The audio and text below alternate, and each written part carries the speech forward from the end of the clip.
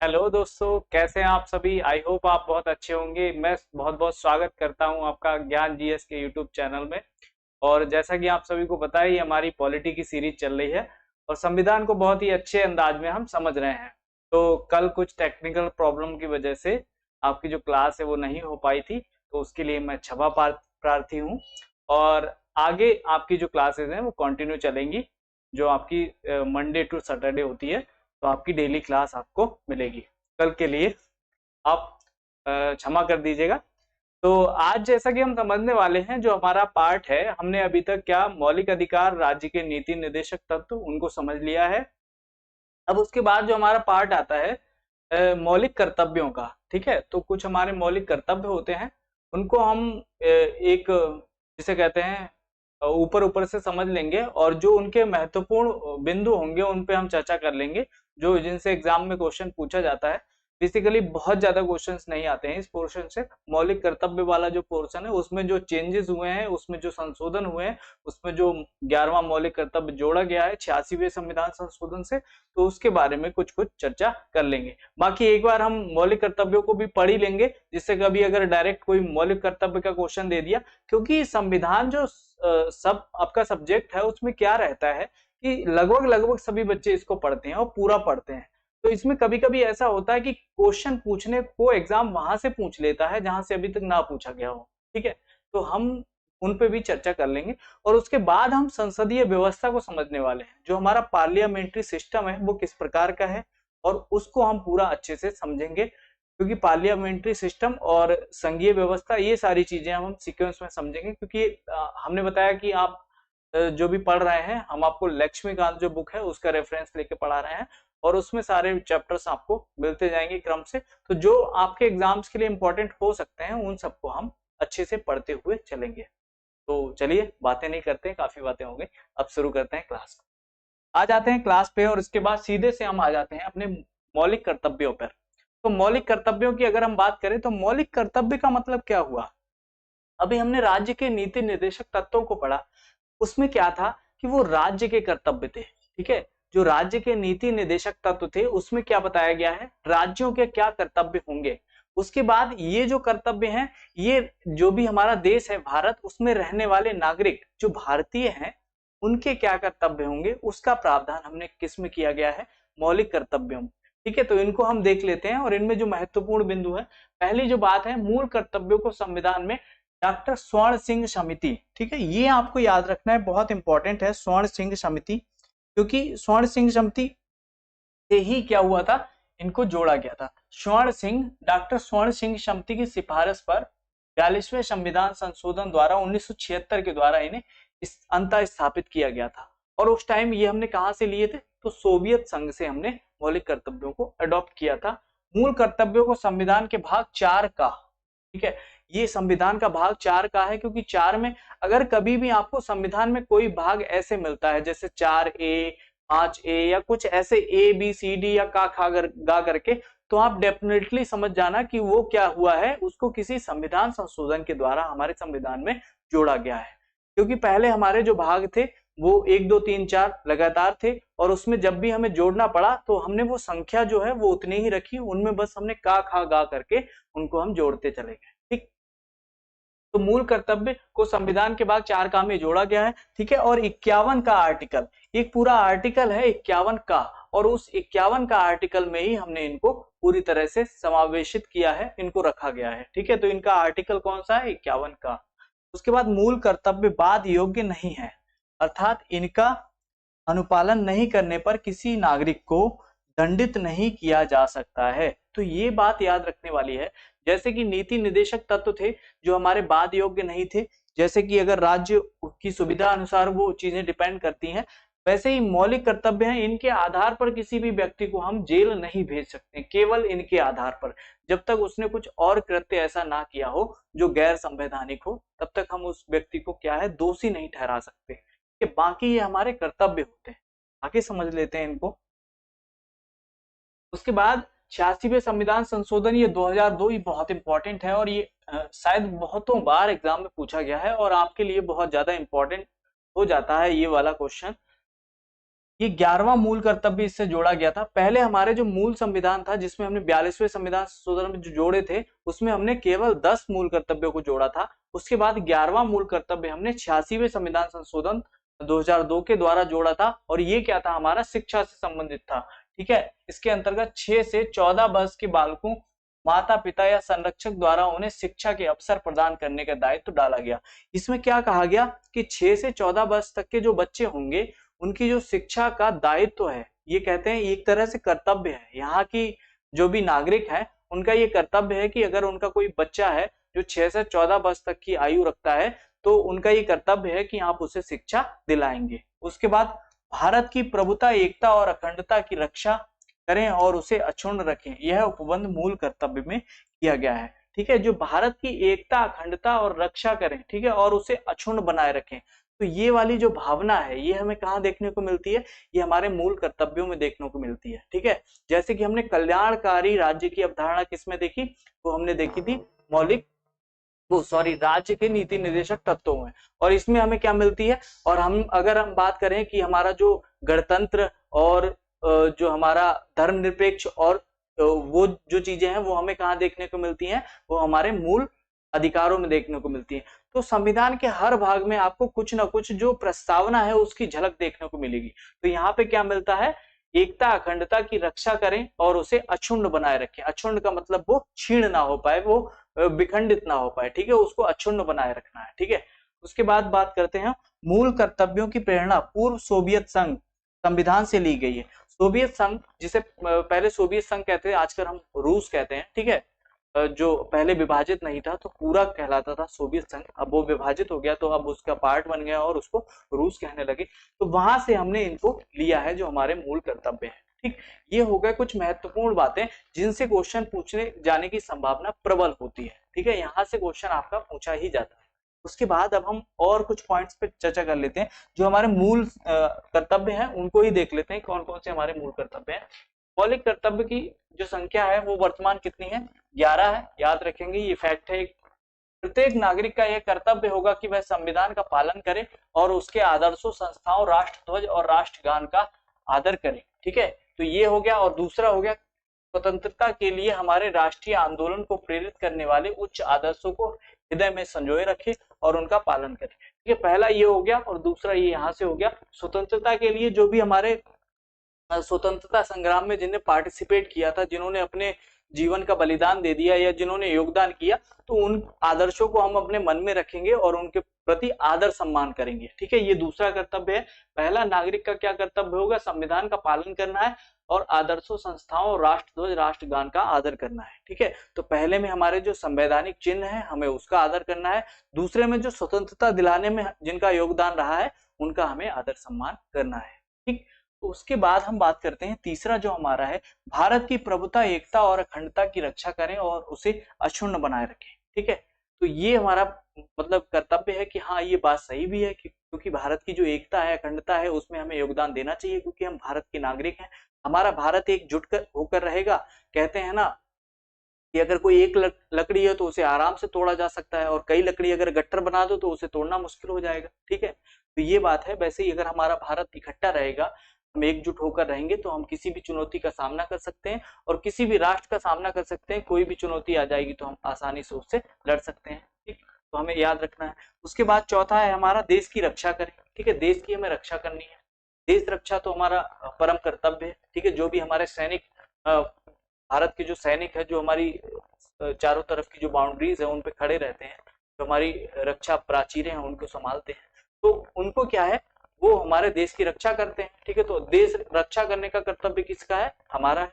उसके बाद भारत के सभी लोगों के समरसता और समान भ्रातृत्व की भावना निर्माण करें। ठीक है, तो भारत में जो भी लोग रहते हैं उनके प्रति हमें कैसा व्यवहार रखना है, भ्रातृत्व का, भाईचारे का व्यवहार रखना है। ठीक है, भाईचारे का व्यवहार हमें बना के रखना है। उसके बाद हमारी सामाजिक संस्कृति और गौरवशाली परंपरा को समझें और उसका परिरक्षण करें। जो भी हमारी परंपरा है, जो हमारी संस्कृति है, ठीक है, जो भी हमारे धर्म है, रीति रिवाज है, उनको हमें बनाए रखना है और उनका क्या करना है, उसका परिरक्षण करना है, उनकी रक्षा करनी है। ठीक है, तो ये सारी चीजें, ये हमारे हो गए 6 मौलिक कर्तव्य। उसके बाद और जो हमारे 5 मौलिक कर्तव्य उनको भी देख लेते हैं।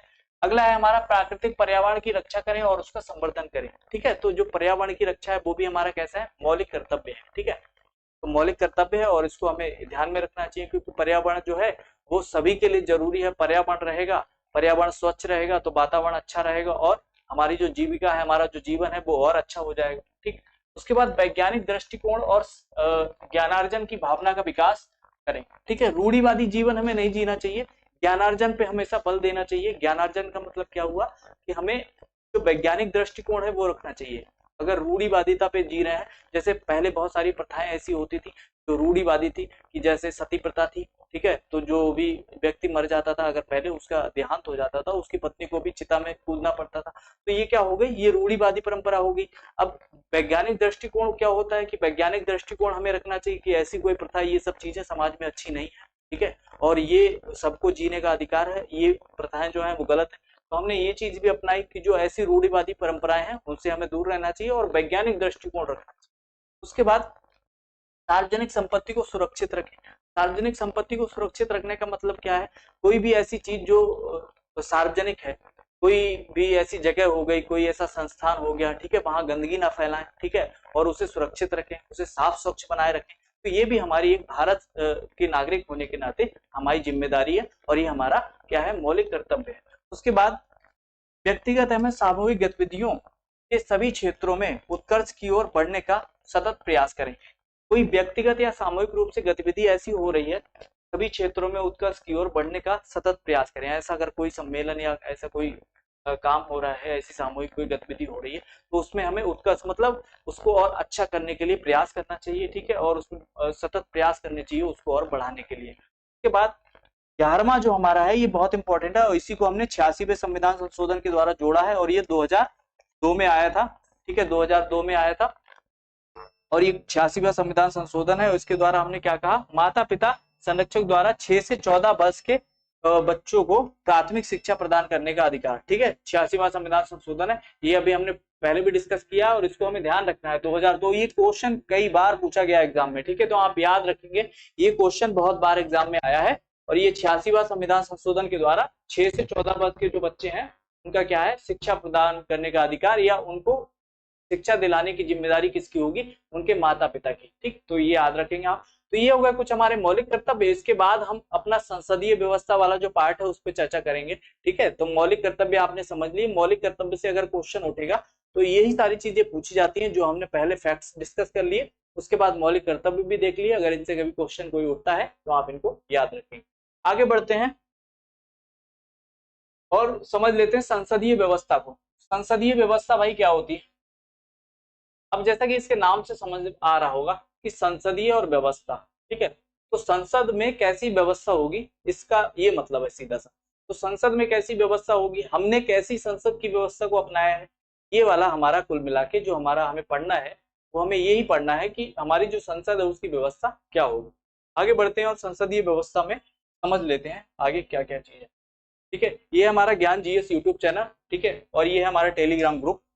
ठीक, तो आप टेलीग्राम ग्रुप भी ज्वाइन कर सकते हैं, व्हाट्सएप के द्वारा हमसे पीडीएफ प्राप्त कर सकते हैं और हमारे चैनल को सब्सक्राइब कर दीजिएगा और बेल आइकन प्रेस कर दीजिएगा, जिससे जो भी अगर नोटिफिकेशन आगे आते हैं किसी भी वीडियो के और कोई भी चीज शुरू होती है तो वो आपको पहले से पहले पता लग जाएगा।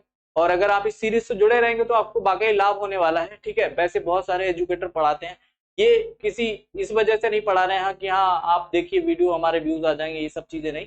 आपका वाकई आपको अगर फायदा दिखे, आप अगर स्टार्टिंग से इस सीरीज को फॉलो करते हैं तो आपको वाकई लाभ मिलेगा और आप ये देख पाएंगे कि जो चीजें जैसे समझनी चाहिए समझने का प्रयास कर रहे हैं। ठीक है, आपको जो भी समझाने का प्रयास कर रहे हैं, बाकी बाकी लोग पॉलिटी पढ़ते हैं, बहुत सारे लोग पॉलिटी पढ़ाते भी हैं।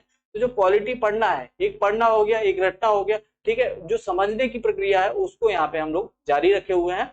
तो समझने के क्रम में अगर आप समझना चाहते हैं वाकई, तो आप इस सीरीज से जुड़िए, आपको वाकई लाभ होगा। चलिए आगे बढ़ते हैं और संसदीय व्यवस्था को अच्छे से समझ लेते हैं।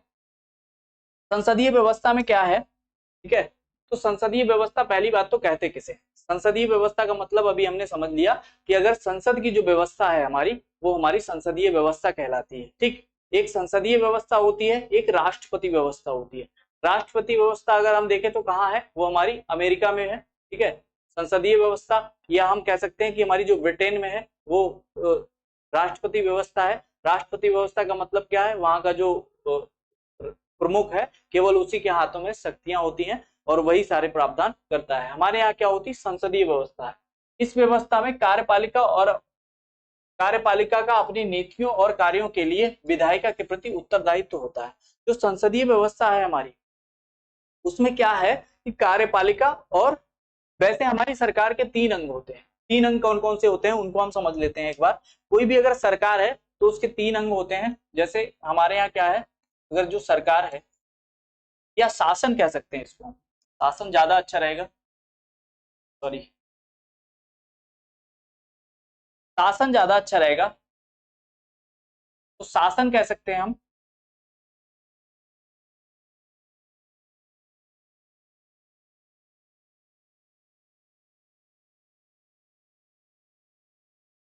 तो जो शासन की व्यवस्था होती है उसमें क्या होता है,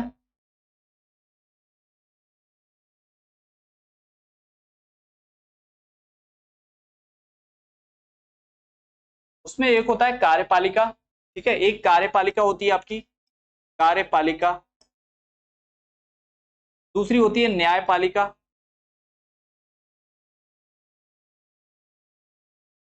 और एक होती है विधायिका।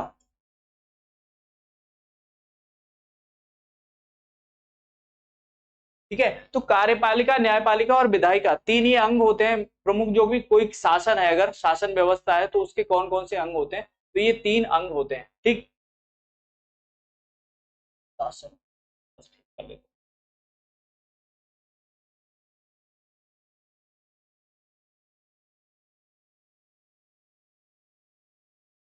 तो ये 3 अंग होते हैं। ये एक तो कार्यपालिका हो गया, न्यायपालिका और विधायिका। तो विधायिका, सबसे पहले हम विधायिका समझ लेते हैं, कार्यपालिका समझ लेते हैं और न्यायपालिका समझ लेते हैं। न्यायपालिका का मतलब सीधे आपको समझ में आ रहा होगा, न्यायपालिका हमारी वो होती है जो हमें न्याय उपलब्ध कराती है, या कह सकते हैं अगर कोई भी विवाद है तो उस पर जो न्याय देने का काम है वो न्यायपालिका का है। उसके बाद 2 चीजें आती है हमारी, एक विधायिका और कार्यपालिका। अब विधायिका कार्यपालिका को हम इस तरह से समझ सकते हैं कि जो हमारा विधान बनाने का काम होता है, तो विधान बनाने का काम किसका है, विधायिका का। और कार्यपालिका का काम क्या होता है, उस विधान को जो भी बनाया गया है उसको लागू कराना। ठीक है, तो कार्यपालिका काम उसे लागू कराना और विधायिका का काम क्या है, विधान बनाने का। अब यहाँ पे ये चीजें हैं कि विधायिका क्या होती है और कार्यपालिका क्या होती है, हमने ये समझ लिया। अब यहाँ पे ये समझ लेते हैं कि ये कितना कितना होता है। जैसे अगर हम एग्जाम्पल के माध्यम से समझें, तो अगर कोई एक परिवार है जिसमें मान लीजिए 10 से 12 लोग रहते हैं, तो जो 12 लोग रहते हैं किसी परिवार, तो वो 12 लोगों का जो समूह है उसको हम विधायिका कह सकते हैं। ठीक है, वो कहने का मतलब है पूरा जो परिवार है उसको क्या कहते हैं, उसको हम विधायिका कह सकते हैं। तो एक तरह से वो परिवार पूरा विधायिका कहलाता है। और उस विधायिका में जैसे कुछ लोग क्या होंगे, उनके अलग अलग काम होते हैं। अब उस परिवार में कुछ लोग, 2-4 लोग ऐसे होंगे जो सभी कामों को देखते होंगे। कुछ लोग घर पे रहते होंगे, कुछ लोग कुछ काम नहीं करते होंगे, या कुछ लोग और चीजें जो जिम्मेदारियां संभालते हैं। तो उन्हीं में से कुछ लोग क्या होते हैं, कार्य करते हैं। जैसे बाहर के काम है, कुछ लोग अंदर घर का काम, कुछ लोग खाना बनाने का काम, इस तरह से तो डिवाइड होता है। तो उसी में से विधायिका जो मतलब है वो पूरा परिवार हो गया, और उसमें जो काम करने वाले हैं वो कार्यपालिका, मतलब उसमें 2-4 लोग जो भी काम करते हैं वो क्या है, कार्यपालिका। तो वो कार्यपालिका के लोग हो गए। कुल मिला के जो विधायिका है उसी का एक पार्ट होता है क्या, कार्यपालिका। ठीक है, उसी के कुछ मेंबर्स होते हैं जो कार्यपालिका में संबंधित होते हैं। उसके बाद न्यायपालिका हमारी अलग होती है, जो हमारा क्या, वो न्याय उपलब्ध कराती है। और एक हमारे भारत में जो है स्वतंत्र न्यायपालिका पाई जाती है। ठीक, तो ये हो गए कार्यपालिका, विधायिका और न्यायपालिका। विधायिका में सभी लोग जो भी संसद के हैं वो सभी आते हैं हमारे विधायिका में। उसके बाद कार्यपालिका में कौन आते हैं, जो हमारा कार्य करेंगे। ठीक है, कार्य करने का मतलब है कोई भी अगर विधान बनाया है विधायिका ने, तो उसको इम्प्लीमेंट कौन कराएगा, उस कार्य को इम्प्लीमेंट कराएगा कौन, हमारा कार्यपालिका। ठीक है, तो आई होप आपको समझ में आ गया होगा कि विधायिका क्या होती है और कार्यपालिका क्या होती है। ये बहुत सरल शब्दों में मैंने समझाने की कोशिश की है। आगे बढ़ते हैं, अब हम समझ लेते हैं अपना जो भी हम समझ रहे थे संसदीय व्यवस्था को। कार्यपालिका, विधायिका और न्यायपालिका आप समझ चुके हैं, तो अब आपको समझने में आसानी होगी कि ये क्या बात चल रही है। तो यहाँ पे क्या है, कार्यपालिका जो होती है अपनी नीतियों और कार्यों के लिए किसके, विधायिका के प्रति उत्तरदायी होती है। क्योंकि आप जानते हैं, अभी हमने जैसे एग्जाम्पल लिया, कोई परिवार है, उसमें कुछ लोग काम करने वाले हैं, तो जो पूरा परिवार है जो भी वो काम करेंगे तो वो क्या होंगे, जिम्मेदार होंगे इस बात के लिए, या कहेंगे जवाबदेही होती है उनकी। ठीक है, यहाँ पे क्या कह सकते हैं कि उनकी क्या है, उत्तरदायी होते हैं, वो पूरे परिवार के लिए उत्तरदायी होंगे। तो ऐसे ही यहाँ पे क्या होती है, जो कार्यपालिका है वो अपने जो भी काम करती है वो पूरी विधायिका के प्रति क्या है, उत्तरदायी होती है। मतलब उससे कोई भी क्वेश्चन कर सकता है, कैसा काम किया तुमने, ये क्या काम किया है, ठीक है, ऐसे करना चाहिए था, क्या क्या किया, कैसे किया, ठीक है। तो वो जो उत्तरदायी, कहने का मतलब उत्तर देना पड़ेगा आपको जब आपसे पूछा जाएगा कि ये क्या था या कैसे हुआ, या सारी चीजें, ठीक है। तो उत्तरदायी होती है पहली बात जो हमारे भारत में पाई जाती है। एक तो विधायिका और कार्यपालिका, तो उसमें उत्तरदायी सरकार की व्यवस्था हमारे भारत में की गई है। उत्तरदायी का मतलब क्या हुआ कि हमें उत्तर देना पड़ेगा। ऐसे ही अगर हम अमेरिका संविधान की बात करते हैं तो वहां उत्तरदायी सरकार नहीं पाई जाती, ठीक है, वहां उत्तर नहीं देना होता, ठीक है। वहां पे जो भी राष्ट्रपति है, जो भी या कह सकते हैं विधायिका है, जो कानून बनाती है, ठीक है, तो वो जो कानून बन रहा है वही लागू होगा, उसमें कोई उत्तरदायी सरकार का प्रावधान नहीं किया गया है। हमारे संविधान में क्या है, उत्तरदायी सरकार है। उत्तरदायी सरकार का मतलब ही क्या है, जहाँ पे कार्यपालिका और जो विधायिका होती है, तो कार्यपालिका विधायिका के प्रति क्या हो, उत्तरदायी हो। उसके बाद हम बात कर लेते हैं कैबिनेट सरकार, उत्तरदायी सरकार भी कहा जाता है। तो ये जो सरकार है अभी हमने बात कर ली, इसको कैबिनेट सरकार भी कहते हैं और उत्तरदायी सरकार भी हम कहते हैं। उसके बाद ब्रिटेन, जापान और भारत में प्रचलित है। ये जो व्यवस्था है वो कहाँ है, ब्रिटेन में है, जापान में है और भारत में, ठीक है। तो जब हमारा भारत आजाद हुआ था, जब हमारा देश विभाजित हुआ था और जिस टाइम हमारा जो संविधान बन रहा था, तो उस टाइम क्योंकि उससे पहले 20 साल पहले से 30 साल पहले से जो भी हमारा अंग्रेजों का शासन यहाँ चल रहा था, जब से यहाँ पे थोड़ी थोड़ी संवैधानिक शुरुआत हुई थी, तो उस समय से ही हमने क्या हुआ था कि जो ब्रिटेन का संविधान था या ब्रिटेन के संविधान के जो प्रावधान थे वो यहाँ कुछ कुछ लागू थे, तो उनको हम अच्छे से समझ रहे थे। तो इसीलिए हमें देखने को मिलता है कि जो ब्रिटेन है उसके बहुत सारे प्रावधान या जो संसदीय व्यवस्था है वो हमने सीधे ब्रिटेन से ली हुई है, क्योंकि हमारे ऊपर जो प्रभाव था थोड़ा, या यूं कहें कि प्रभाव, या हम उसे जान चुके थे, ऐसे समझ लीजिए, हम उसमें कंफर्टेबल महसूस करने लगे थे, जो उनकी व्यवस्था थी, ठीक है, उसको हम समझ चुके थे। इसीलिए हमने जो संसदीय व्यवस्था है वो कहाँ से ली है, ब्रिटेन से, ठीक है। तो कुल मिला के ब्रिटेन, जापान और भारत में जो संसद है वो कैसी है, ये जो कार्यपालिका न्यायपालिका है, या कह सकते हैं संसदीय व्यवस्था जो है वो एक प्रकार की लगभग कैसी है, उत्तरदायी सरकार, ठीक है, या कह सकते हैं कैबिनेट सरकार। ठीक, आगे बढ़ते हैं, समझ लेते हैं नेक्स्ट पॉइंट को। अध्यक्षात्मक व्यवस्था। अध्यक्षात्मक व्यवस्था का मतलब क्या होता है, अध्यक्षात्मक व्यवस्था का अभी हमने जिक्र किया कि जैसे अमेरिका में पाया जाता है, उसका जो अध्यक्ष है, ठीक है, अध्यक्ष का मतलब जो राष्ट्रपति है, सब उसके हाथ में होता है, वो जैसे नियम बनाना चाहे या जैसी व्यवस्था करना चाहे, तो वो सारी चीजें, तो वो सारी चीजें इस व्यवस्था में कार्यपालिका अपनी नीतियों और कार्यों के लिए विधायिका के प्रति उत्तरदायी नहीं होती है, ठीक है। कुल मिला के यहाँ जो कार्य करने वाले लोग होते हैं, जैसे जो परिवार के सदस्य काम करने वाले, वो अपने मन की मनमर्जी करते हैं, उनका जो मन में आएगा वो करेंगे। या ये कानून नहीं सही लग रहा है, ठीक है, हटा दो इसको, हटा दो, दूसरा लगाओ, ठीक है, दूसरा कानून लाओ। तो कहने का मतलब यहाँ मनमानी होती है। मनमानी का मतलब क्या है, जो अध्यक्ष है, ठीक है, या जो कार्यपालिका के सदस्य हैं वो उत्तरदायी है ही नहीं, ठीक है। तो यहाँ पे इसी वजह से कुछ कुछ समस्या है। लेकिन हमारा जो भारत है उसमें इतनी बड़ी आबादी है, तो हम ये व्यवस्था नहीं रख सकते थे, ठीक है। कुछ लोग आलोचना भी करते हैं संसदीय व्यवस्था क्यों रखी गई, ठीक है, अध्यक्षात्मक व्यवस्था रखनी चाहिए, या यूं कहते हैं कि हमने ब्रिटेन से ऐसे एज इट इज ले ली है, ठीक है। तो उसका मतलब सीधा से यही है कि हमारी जो इतनी आबादी है हम उसको संतुष्ट नहीं कर पाते, क्योंकि भारत में विविधताओं का देश है ये, यहाँ पे बहुत सारी विविधताएं पाई जाती हैं। हर 4 किलोमीटर 10 किलोमीटर के बाद भाषा शैली चेंज हो जाती है, ठीक है, और सारी चीजें, रीति रिवाज चेंज हो जाते हैं। तो यहाँ क्या है, यहाँ पे ऐसी व्यवस्था चाहिए थी कि कुछ उत्तरदायित्व तो होना चाहिए, या कह सकते हैं कुछ हमारी जो जिम्मेदारी है, हमें कुछ जवाबदेही होनी चाहिए, तो वैसी सरकार हमें चाहिए थी। तो इसीलिए हमारे पास ये व्यवस्था नहीं है। ये किस संविधान में, तो अमेरिका, ब्राजील, रूस, श्रीलंका, इनमें प्रचलित है। और इसमें क्या होता है, कार्यकाल के मामले में विधायिका से स्वतंत्र होती है। और कार्यकाल के मामले में क्या मतलब होता है, जैसे जो अमेरिका के राष्ट्रपति 4 साल का मान लीजिए कार्यकाल है, तो 4 साल का कार्यकाल ही उसका रहेगा, ठीक है, उसका कार्यकाल पहले समाप्त नहीं हो सकता है, ठीक है। और अपने यहाँ क्या है, अपने यहाँ अगर वो बहुमत दल का जो नेता है, ठीक है, जिसने भी अपना पद ग्रहण कर रखा है, अगर वो बहुमत खो देता है, ठीक है, अविश्वास प्रस्ताव आ जाता है, तो सरकार क्या हो जाती है, सरकार गिर जाती है, ठीक है। तो अपने यहाँ क्या है, कार्यकाल से पहले भी सरकार गिर सकती है, लेकिन यहाँ पे क्या होता है, जो कार्यकाल होगा वो पूरा कार्यकाल तक वो व्यक्ति अपने पद पर रहता है, ठीक।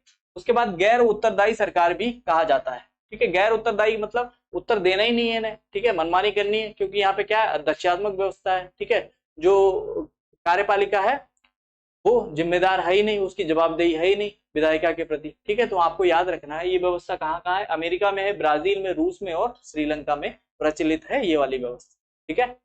तो आगे बढ़ते हैं।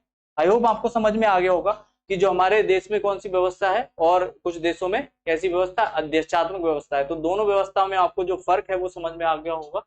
उसके बाद भारत में संसदीय व्यवस्था। अब भारत की जो संसदीय व्यवस्था है इसका प्रावधान संविधान में कहाँ है।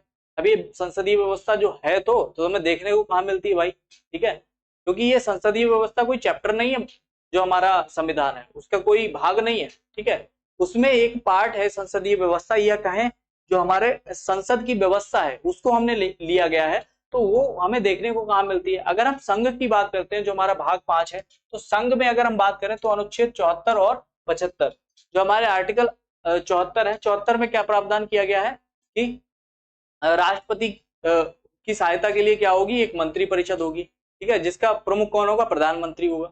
ये प्रावधान किसमें किया गया, 74 में। उसके बाद 75 में भी क्या है, व्यवस्था की गई हमारी संसद की। उसके बाद हम अगर बात कर लेते हैं, अगर हम राज्यों के परिप्रेक्ष्य में समझते हैं तो राज्यों के परिप्रेक्ष्य में भी क्या है, 163 और 164 आर्टिकल जो है हमारे, वो किससे संबंधित है, हमारी संसदीय व्यवस्था से।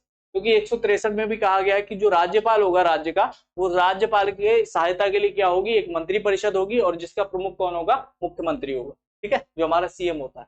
तो ये आपको याद रखना है।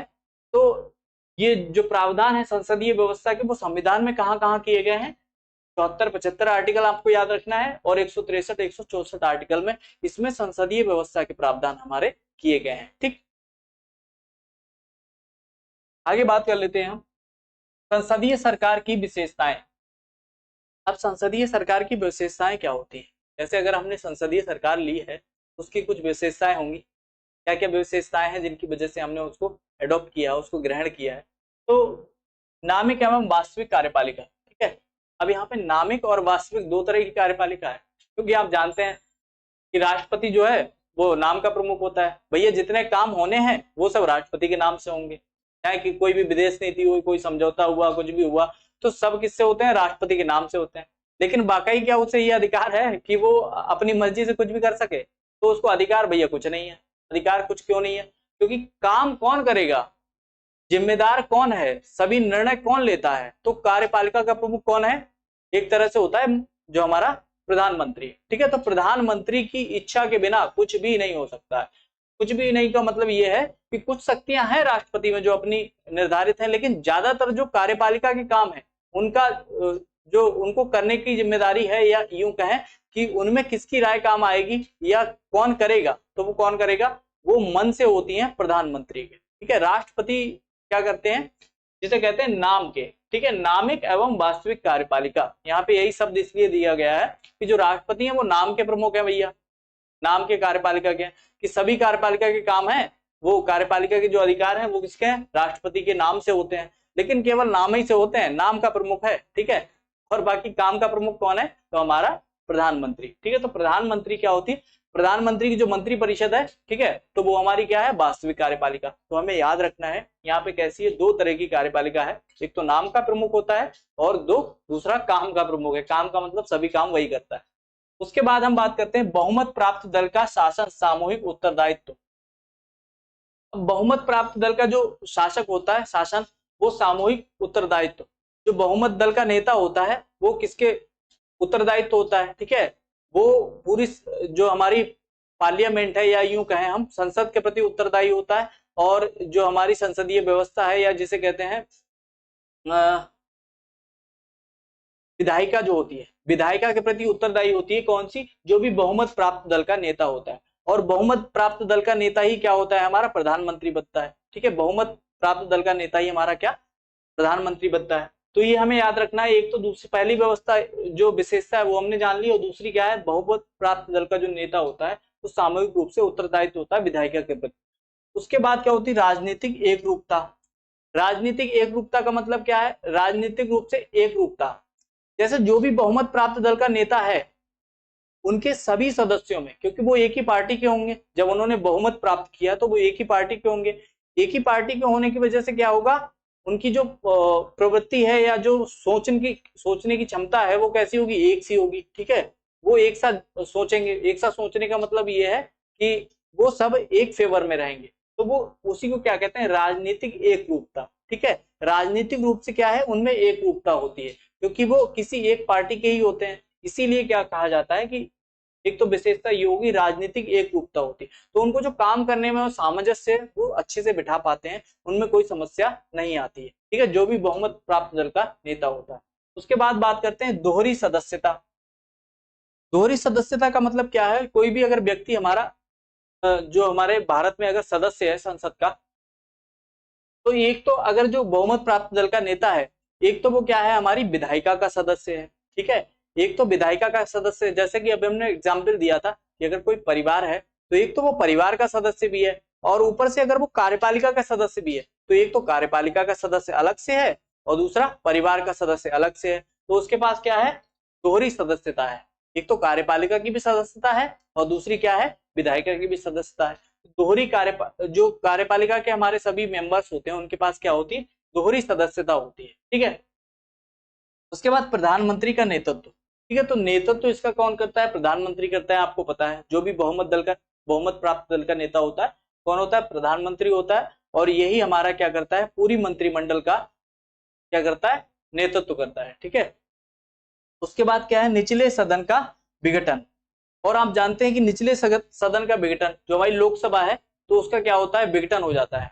लोकसभा का विघटन कब होता है, एक तो उसका कार्यकाल पूरा हो जाए, और दूसरा कब हो सकता है, जब जो भी बहुमत दल का नेता है, या यूं कहें कि मतलब जो बहुमत है, जो पार्टी है, वो अपना बहुमत खो देती है, या अविश्वास प्रस्ताव के माध्यम से अगर उसका जो अविश्वास प्रस्ताव पारित हो जाता है या विश्वास प्रस्ताव पारित नहीं हो पाता है, तब ऐसा होता है कि क्या होता है कि सरकार गिर जाती है और उसको क्या करना पड़ता है, जो निचला सदन है हमारा, जो लोकसभा है, उसको विघटित कर दिया जाता है। लेकिन कभी भी हमारी राज्यसभा क्या होती है, विघटित नहीं होती है। राज्यसभा के क्या होता है, 1/3 मेंबर हर 2 साल में नए इलेक्ट होके आ जाते हैं। ठीक, तो ये हमें याद रखना है कि ये जो हमारी संसदीय व्यवस्था है, इसमें केवल विघटन किसका होता है, निचले सदन का। ठीक है, जो हमारी लोकसभा है। ठीक, और वो कैसे होता है, अविश्वास प्रस्ताव अगर पारित हो जाता है या और कुछ माध्यमों से, तो हमारी जो सदन है वो हमारा विघटित हो जाता है। कौन सा, निचला सदन। तो हमें ये याद रखना है, ये हमारी संसदीय सरकार की कुछ विशेषताएं हो गई, और इनसे क्वेश्चन पूछा जा सकता है। ऐसे आपको लग रहा होगा, अगर आप इसको समझ नहीं रहे हैं, आपको पता ही नहीं है निचला सदन क्या होता है, आपको पता ही नहीं है प्रधानमंत्री नेतृत्व करता है तो करता कहाँ है, आपको पता ही नहीं दोहरी सदस्यता किसे कहते हैं, ये क्वेश्चन आ गया, दोहरी सदस्यता में किस किस की सदस्यता होती है, वहां पे एक दे दिया आपको विधायिका, एक दे दिया कार्यपालिका। ठीक है, तो आपको पता ही नहीं है। राजनीतिक एक रूपता क्या होती है, ये भी आपको नहीं समझ में आ रहा है कि जो एक ही पार्टी के सदस्य होंगे उनमें एक रूपता पाई जाएगी। तो राजनीतिक एक रूपता का मतलब क्या हुआ। ठीक है, तो ये बहुमत प्राप्त दल का नेता शासन सामूहिक उत्तरदायित्व कैसे होता है। नामिक और वास्तविक कार्यपालिका क्या होती है, नामिक कार्यपालिका आपसे पूछ ली जाए, वहां पे 4 ऑप्शन दे रखे हो, उसमें से एक राष्ट्रपति भी दे रखा हो, तो आपको तभी समझ में आएगा जब चीजें आपको पता होंगी। ठीक है, तो इसीलिए चीजों को समझना जरूरी है। ठीक, चलिए आगे बढ़ते हैं, आगे समझ लेते हैं राष्ट्रपति शासन की विशेषताएं। अब राष्ट्रपति शासन की विशेषताएं क्या होती हैं, क्योंकि हमारे यहाँ राष्ट्रपति शासन तो है नहीं, हमारे यहाँ क्या है, हमारे यहाँ संसदीय व्यवस्था है। राष्ट्रपति शासन की व्यवस्था होती है एकल कार्यपालिका। एकल कार्यपालिका का मतलब क्या है, जो कार्यपालिका करेगी वही होगा, और एकल कार्यपालिका होगी। एकल कार्यपालिका का मतलब जैसे ब्रिटेन में है। ठीक है, वहां क्या है, 2 चीजें नहीं होती, विधायिका और कार्यपालिका, तो एकल कार्यपालिका होती है और वही अपने मन से अपना काम करती है। और निश्चित कार्यकाल, निश्चित कार्यकाल का मतलब क्या हुआ, जैसे अमेरिका में हो गया निश्चित कार्यकाल है। ठीक है, निश्चित कार्यकाल का मतलब क्या है, या ब्रिटेन में ही देख लें हम, जो भी हमारा प्रमुख होगा या जो भी राष्ट्रपति होगा उसका कार्यकाल क्या होगा, निर्धारित होगा, 4 वर्ष 5 वर्ष क्या है, उसको उससे पहले हटाया नहीं जा सकता, या हटाए जाने के कोई विशेष प्रावधान होंगे तो होंगे। ठीक है, नहीं तो क्या होता है, उसका निश्चित कार्यकाल होता है। हमारे देश में क्या है, भारत में, कि अगर जब भी आपने विश्वास खो दिया, या यूं कह सकते हैं कि जो बहुमत है वो अगर खो दिया, तो सरकार क्या हो जाती है, गिर जाती है। ठीक है, तो इसीलिए हमारे देश में अनिश्चित कार्यकाल होता है।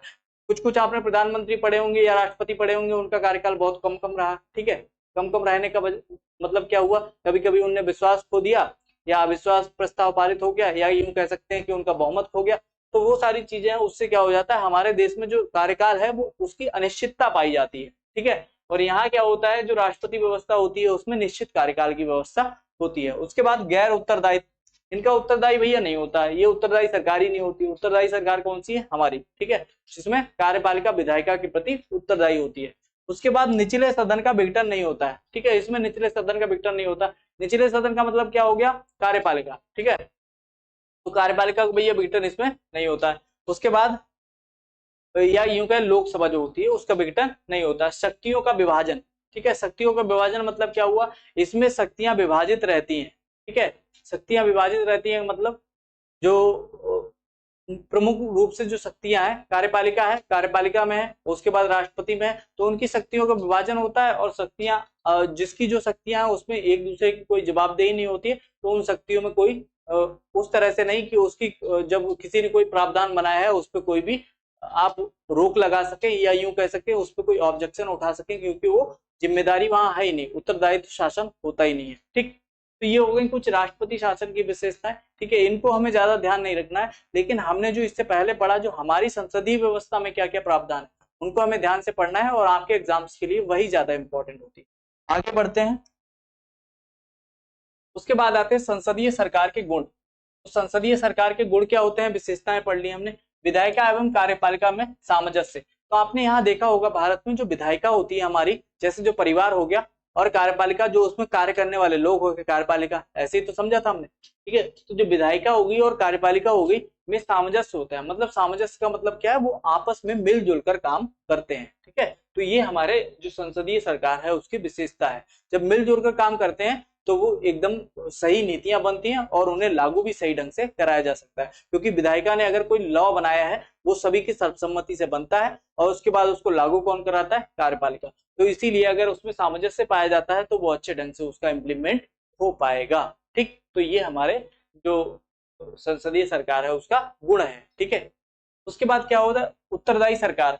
उत्तरदायी सरकार का मतलब उत्तरदायी तो होते ही, ये हम समझ चुके हैं, क्योंकि उत्तरदायी का मतलब है कुछ भी अगर हमने काम किया है तो जो विधायिका है उसके प्रति हम उत्तरदायी हैं, जो भी हमारी कार्यपालिका है वो। उसके बाद निरंकुशता का प्रतिषेध। निरंकुशता का प्रतिषेध क्या है? यहाँ पे जो निरंकुशता मतलब किसी पे अंकुश ना होना, निरंकुशता का मतलब क्या हो गया? किसी पे अंकुश ना होना, तो इसका प्रतिषेध मतलब इसको समाप्त किया गया। अंकुश है कहने का मतलब, अंकुश है का मतलब क्या होगा? यहाँ पे मनमानी नहीं चलती है कार्यपालिका की।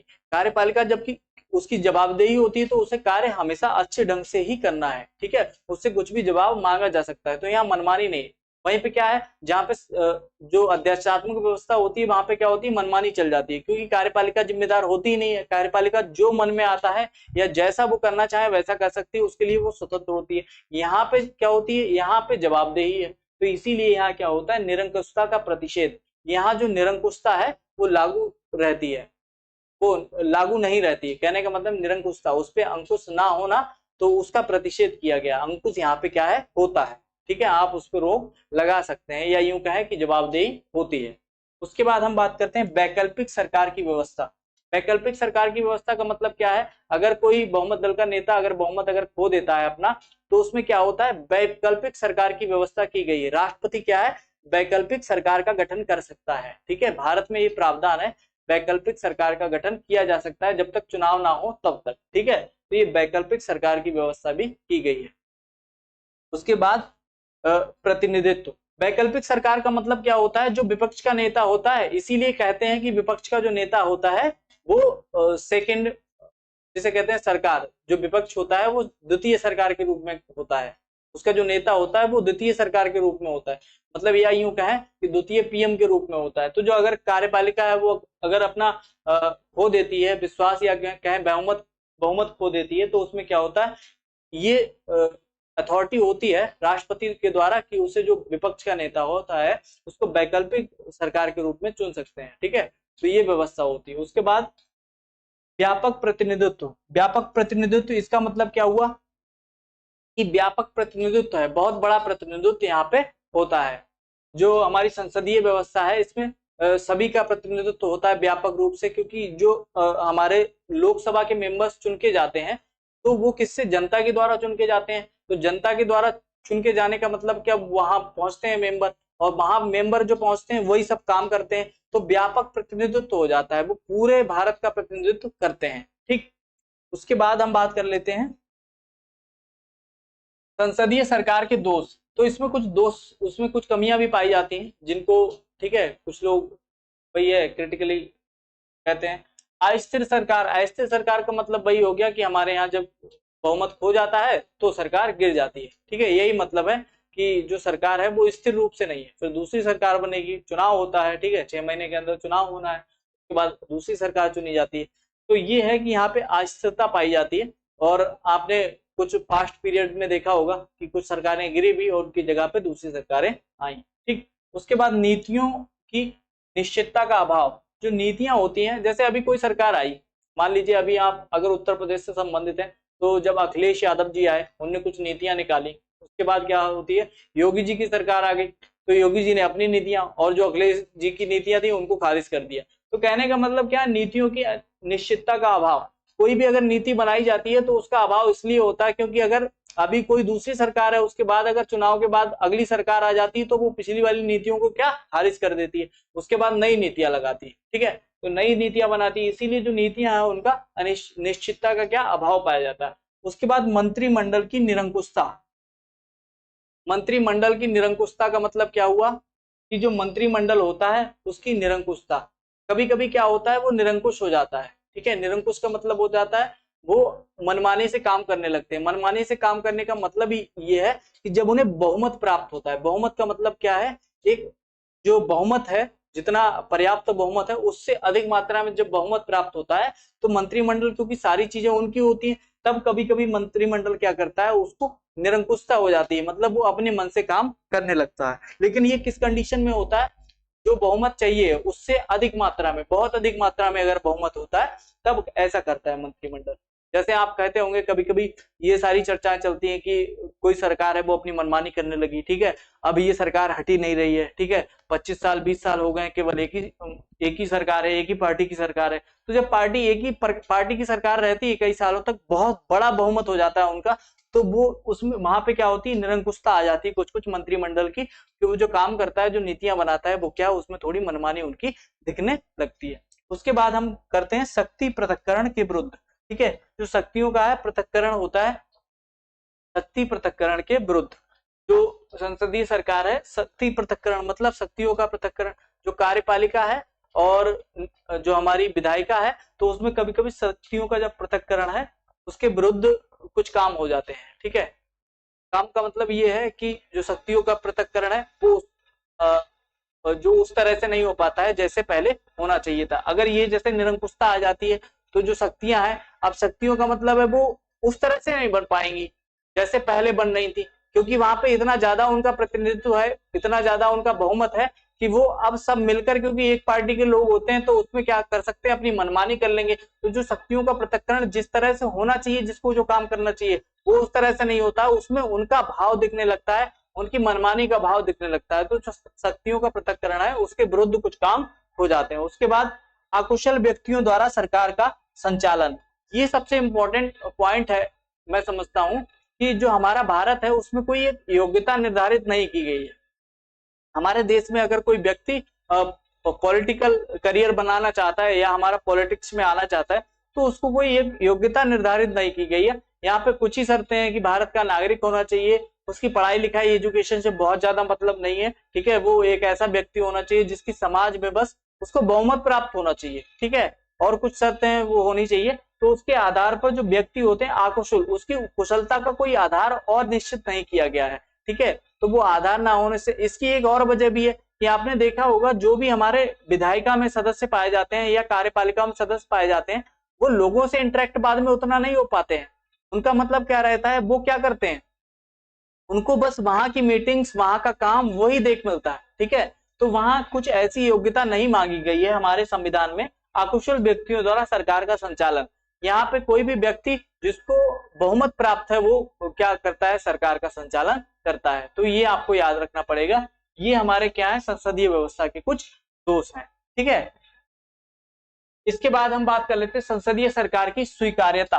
अगर हमने इसको स्वीकार किया तो स्वीकार क्यों किया है, इसका जिक्र भी हम कर चुके हैं। व्यवस्था से निकटता, क्योंकि हमारे देश में पहले ब्रिटेन का शासन था, तो ब्रिटेन के शासन से ही हमने संसदीय व्यवस्था ले ली। अब ये क्यों ले ली, क्योंकि ब्रिटेन का शासन 30-40 वर्ष पहले हम देख चुके थे, उसे अनुभव कर चुके थे, वहां की जो संसदीय व्यवस्था उसको हम अच्छे से जान चुके थे, तो वो हमसे निकटता हो गई थी, हमारे भारत से उस व्यवस्था की निकटता हो गई थी, इसीलिए हमने ब्रिटेन की संसदीय व्यवस्था को अडॉप्ट कर लिया।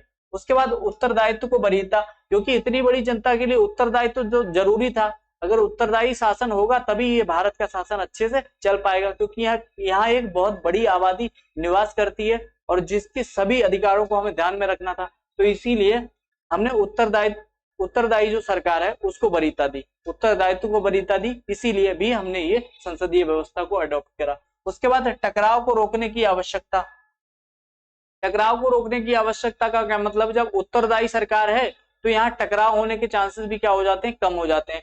टकराव होने का आंसर यही है, मतलब यही है कि यहाँ पे जो भी हमारे लोकसभा के मेंबर हैं, जो भी हमारे, वो जनता द्वारा चुन के जाते हैं, अब जनता द्वारा चुन के जाते हैं, वो जनता के प्रतिनिधि होते हैं, जनता ने उन्हें अपने मन से चुना होता है, उसके बाद वो वहां जाते हैं, क्या होता है, उत्तरदायी सरकार होती है और वो विधायिका के प्रति उत्तरदायी है। तो कुल मिलाकर जो टकराव होने की आवश्यकता होती है, जो टकराव होने की संभावना होती है, वो क्या हो जाती है, कम हो जाती है। ठीक, उसके बाद भारतीय समाज की प्रकृति, भारतीय समाज की कुछ प्रकृति भी ऐसी है जिसमें क्या है, उत्तरदायी शासन की ही जरूरत है, क्योंकि यहाँ क्या है, बहुत सारी जातियां, बहुत विविधता पाई जाती है, और इतनी विविधता में क्या होता है, कोई अगर अध्यक्षात्मक व्यवस्था हो जाती है तो सभी जगह पे अलग अलग नीतियां लागू करी जा सकती हैं, लेकिन एक ही नीति को पूरे राष्ट्र में नहीं लागू किया जा सकता है, हर जगह हर सिचुएशन के हिसाब से ही वहां क्या है, नीतियां बनाई जाती हैं और वहां की सिचुएशन देखते ही नियम कानून बनाए जा सकते हैं। तो इसीलिए ये भी व्यवस्था है कि भारतीय समाज की जो प्रकृति है वो कैसी होनी चाहिए, भारतीय समाज की जो प्रकृति है उसकी वजह से क्या है, संसदीय सरकार को हमने अपनाया है। ठीक, आगे बढ़ते हैं।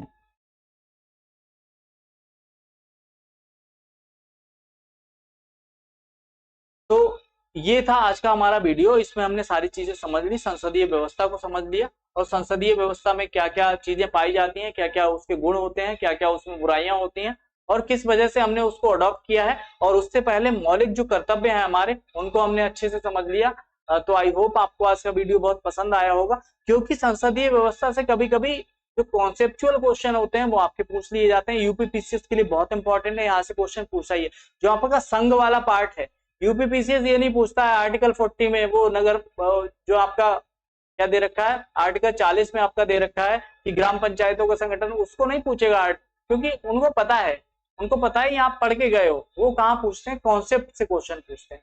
तो अगर आप किसी भी एग्जाम की तैयारी कर रहे हैं, आजकल वनडे एग्जाम में भी कॉन्सेप्चुअल क्वेश्चन पूछे जाने लगे, क्योंकि उन्हें पता है कि संविधान सभी पढ़ के जा रहे हैं, ये मिनिमम जानकारी सभी को है, तो जब हमें फंसाना है बच्चे को तो हमें उससे ऊपर उठकर पूछना पड़ेगा, इसीलिए हमें क्या है, जो भी चीजें हमारी उनको सही से पढ़ना चाहिए। ठीक है, तो आई होप आपको वीडियो बहुत पसंद आया होगा, और मिलते हैं नेक्स्ट वीडियो में, अगली वीडियो में हम समझेंगे, नेक्स्ट टॉपिक के साथ मिलेंगे आपसे, तब तक के लिए नमस्कार।